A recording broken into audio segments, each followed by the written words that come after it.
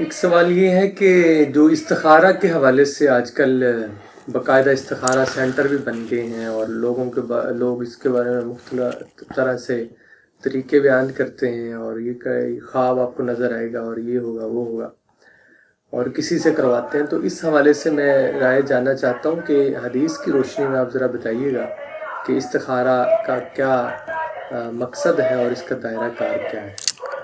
اچھا، اگر ہم حدیث کی طرف جائیں گے نا تو بہت ہی واضح ہے، صاف ہے، سیدھی بات ہے، کوئی اس میں اینچ پیچ نہیں ہے، کوئی پیچیدگی نہیں ہے. نبی صلی اللہ علیہ وسلم نے ایک دعا سکھائی. نبی صلی اللہ علیہ وسلم بہت ساری دعائیں سکھائی ہیں. تو ایک دعا سکھائی ہے کہ جب بھی تم کوئی فیصلہ کرو، کوئی عمل کرو، تو یہ دعا کر لیا کرو کہ یا اللہ اس میں میرے لیے خیر کا اسباب پیدا فرما، میرے لیے خیر کا باعث بنا اس چیز کو.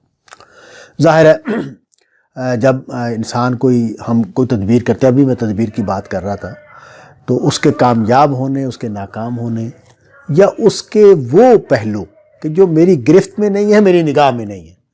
دیکھیں، میں جب گھر سے نکلتا ہوں یہاں آنے کے لیے یا کہیں بھی جانے کے لیے نکلتا ہوں، تو میری گرفت میں یا میرے علم میں جو چیز ہے وہ یہ کہ میری سواری ٹھیک ہے، میری منزل یہ ہے، مجھے راستہ آتا ہے.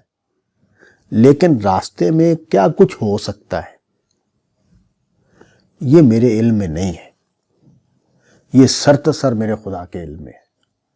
اس لیے میں ہر حال میں اس سے پناہ مانگوں گا کہ وہ میری مدد کرے، وہ مجھے ان ضرر رساں مواقع سے محفوظ رکھے جو دنیا میں پیدا ہونے کا امکان موجود ہے اور میرے راستے میں ہو سکتے ہیں، واقعہ ہو سکتا ہے. بچانے والا وہ ہے، اس کے بغیر میں بچ نہیں سکتا. تو اس لیے یہ دعا بہت اہم ہے کہ جب بھی میں کوئی فیصلہ کروں، کوئی بڑا فیصلہ، کوئی چھوٹا فیصلہ، تو میں لازماً اللہ سے یہ دعا کروں کہ یا اللہ اس میں میرے لیے بھلائی ہو، اس میں میرے لیے خیر ہو. اگر یہ کام اچھا نہیں ہے تو مجھے اس سے بچا لے، یہ کام اچھا ہے، اس کا نتیجہ اچھا ہے، تو مجھے اس میں آگے بڑھا. تو خاص طور پر ہمارے ہاں جب کوئی کاروبار کرنے کا فیصلہ کرتا ہے، کوئی جاب کرنے کا فیصلہ کرتا ہے، کسی بچے کی شادی کا فیصلہ کرتا ہے، تو اس وقت زیادہ اندیشے گھیرتے ہیں. تو اس موقع پر اس طرح کی ضرورت محسوس ہوتی ہے کہ یا اللہ صحیح فیصلہ ہو جائے، صحیح جگہ پر ہم چلے جائیں. تو یہ دعا بہت اچھی ہے، یہ دعا کرنی چاہیے. اس میں اللہ تعالیٰ کیسے میری مدد کریں گے، وہ کسی صاحب مشورے کو مجھ تک کیسے پہنچائیں گے، مجھے کسی غلطی سے کیسے بچائیں گے، یہ اللہ تعالیٰ پر ہے. اس کے لیے کوئی طے شدہ طریقہ کار جیسے کہ استخارہ کے ساتھ وابستہ ہو گیا ہے کہ کوئی خواب آئے گا یا کوئی اس طرح کی چیز ہوگی، یہ بالکل اس کی کوئی اصل نہیں ہے.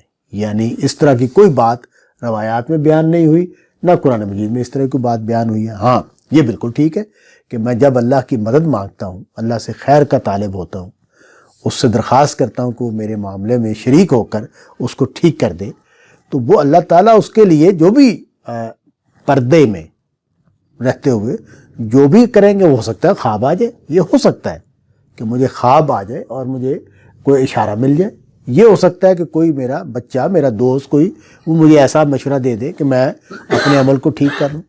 تو وہ اس کی مدد کا طریقہ کیا ہوگا وہ کرے گا، لیکن فکسڈی کوئی نہیں ہے اس میں. یعنی ایسا نہیں ہو سکتا کہ مجھے یہ پتہ چل جائے کہ میرا خدا یہ چاہتا ہے یقین کے ساتھ. اس کا کوئی صورت موجود نہیں ہے. تو استخارے کے ساتھ یہ جو وابستہ کر دیا گیا ہے کہ یہ کر کے، عشاء کی نماز پڑھ کے، یا یہ وظیفہ کر کے، یا یہ دعا مانگ کے اگر تم رات کو سو گے تو اس کے بعد یہ ہوگا، یہ بات جو ہے نا، یہ بالکل لوگوں کی بنائی ہوئی ہے. اس کا نہ حدیث سے کوئی تعلق ہے، نہ قرآن مجید سے کوئی تعلق ہے. البتہ ایک بات مزید اس میں ایڈ ہو گئی ہے، وہ یہ کہ کچھ لوگوں نے یہ عمل لوگوں کے لیے کرنا شروع کر دیا. اب ظاہر ہے اس کے نتیجے میں ایک دکانداری وجود میں آ جاتی ہے اور ایک شہرت اور ناموری بھی شروع آ جاتی ہے. تو یہ اس غلطی پر غلطی ہے. یعنی پہلی غلطی کیا ہے کہ یہ خیال کرنا کہ اس دعا کے مانگنے سے، حالانکہ اس کے الفاظ، اس کے ترجمے سے بالکل واضح ہے کہ اس کا اس طرح کی کسی بات سے کوئی تعلق نہیں، کہ کسی دعا کے مانگنے کے بعد اللہ تعالیٰ کی طرف سے کوئی وعدہ ہے یا نبی صلی اللہ علیہ وسلم نے کوئی طریقہ بیان کیا ہے اللہ کی رائے معلوم کرنے کا. تو یہ بات پہلی غلطی یہ ہے، اس طرح کی کوئی بات اس دعا میں نہیں پائی جاتی.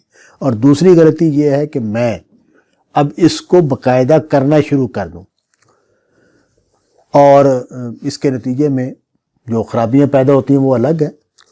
تو لیکن یہ کہ یہ بالکل بے بنیاد ہے، اور اس میں میں یہ ضرور کہوں گا کہ اس طرح کا کوئی بھی جب بھی زندگی میں مشکل فیصلہ کرنے کا کوئی موقع آئے تو ہمیں صرف اللہ سے درخواست کرنی ہے کہ وہ ہماری مدد کرے، وہ ہماری رہنمائی کرے.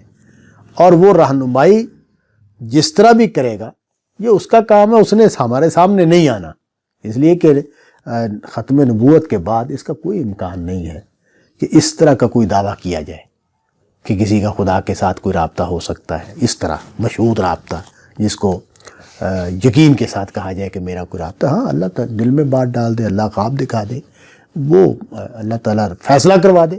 یہ بھی ضروری نہیں ہے کہ کوئی دل میں بات ڈالی جائے، نہیں، فیصلہ ہو گیا، اللہ تعالیٰ نے صحیح فیصلہ کروا دیا تو وہ کام ہو جائے گا. اور یہی ہے اس کی حقیقت، اس کے علاوہ اس کی کوئی حقیقت نہیں.